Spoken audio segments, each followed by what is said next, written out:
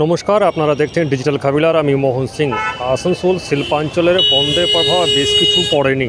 হ্যাঁ, এমনটাই ছবি ধরা গেল যে আসানসোল বাজার এবং আসানসোল সিটি বাস স্ট্যান্ড এবং যান চলাচল স্বাভাবিক ছিল, কিন্তু যে পথে যে বাস গাড়ি নেমেছে 75% পথে যে বাস চলাচল ছিল, এবং মাঝে মাঝে দেখা গেল যে রানীগঞ্জ এলাকাতে বিজেপি নেতা সমর্থকরা বাস বন্ধ করার জন্য বাসের সামনে জড়িয়ে পড়ে এবং বসে পড়ে তারা বিক্ষোভ রীতিমতো দেখাতে থাকে।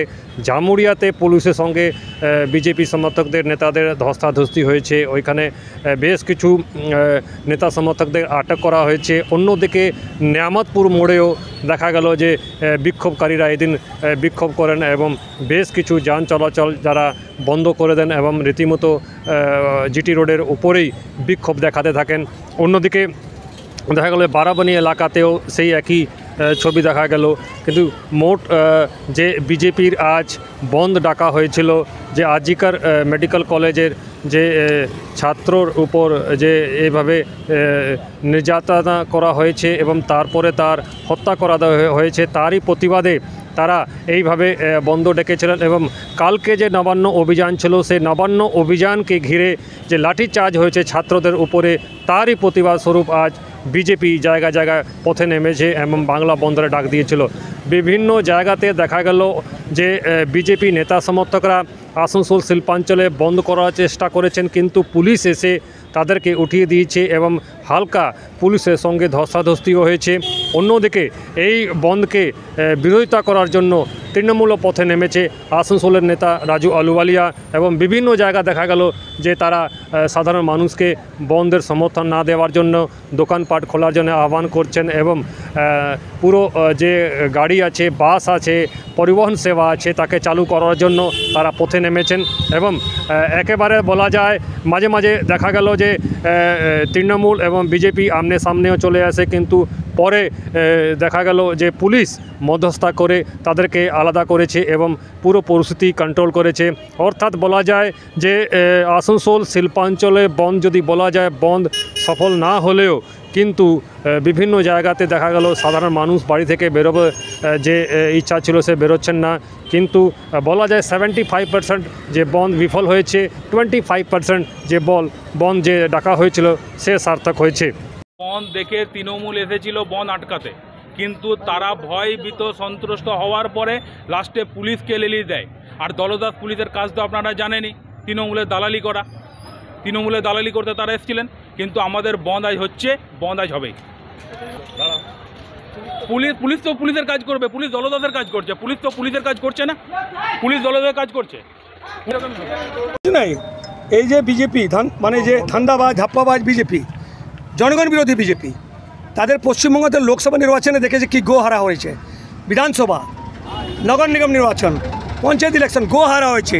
এদের সঙ্গে মানুষ নেই, এদের এখানে কোনো অস্তিত্ব নেই। এরা বন্ধ করে মানুষকে হয়রান করার চক্রান্ত করছে, মানুষরা আজকে ব্যর্থ করেছে। বাস চলছে, মিনি বাস চলছে, অটো চলছে, দেখুন বাজারপাট খুলে গেছে, মানুষরা রাস্তায় নেমেছেন। এই বন্ধের রাজনীতি পশ্চিমবঙ্গ চলে না। যখন আমাদের নেত্রী মমতা বন্দ্যোপাধ্যায় পশ্চিমবঙ্গতে মুখ্যমন্ত্রী থাকবেন, এই বন্ধের রাজনীতি কিন্তু বরদাস্ত করা যাবে না। ব্যাপারটা হচ্ছে মানুষের স্বার্থে আমাদের নেত্রী মমতা বন্দ্যোপাধ্যায় ছাড়া কেউ মানুষের স্বার্থে কাজ করে না।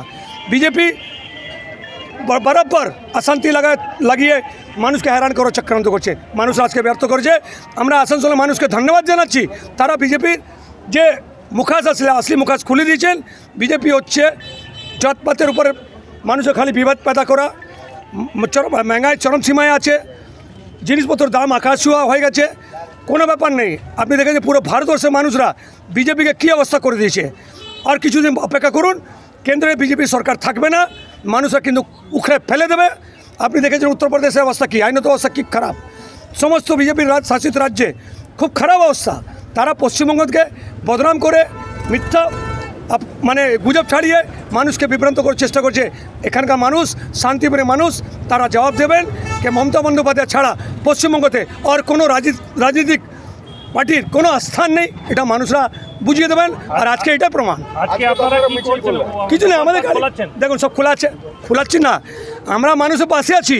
আমাদের প্রত্যেক কর্মী, তৃণমূল কংগ্রেসের কর্মী, আমরা সকাল থেকে কিন্তু এখানে মানুষের স্বার্থে কাজ করছি, যাতে বিজেপির কোনো গুন্ডা, বিজেপির কোনো মানে মাসলম্যান আমাদের কোনো দোকানদারকে বা আমাদের সাধারণ মানুষকে যাতে হয়রান করতে না পারে, তাদেরকে বিভ্রান্ত করতে না পারে, তাদের উপরে কোনো রকম অত্যাচার করতে না পারে, তার জন্য কিন্তু আমরা প্রত্যেক তৃণমূল কংগ্রেসের কর্মী মানুষের সাথে আছে আজকে প্রমাণ করছি আমরা। কোনো প্রভাব পড়েছে নাকি? এক দেখুন না, সব তো চলছে, কোথায় প্রভাব? বিজেপি বলে কোনো দলই নেই পশ্চিমবঙ্গতে, এদের তো লোক নেই, এদের কাজ শুধু উস্কানি দিয়ে অশান্তি করে ল অ্যান্ড অর্ডার ভাঙা। এদের তো যে রাজ্যে আছে বিজেপির, তার কী অবস্থা আপনি দেখতে পাচ্ছেন তো। দেখুন ওদের তো 10টা লোক নেই, ও রাস্তা 10টা লোক নিয়ে মানুষকে হয়রান করে চক্রান্ত করবে।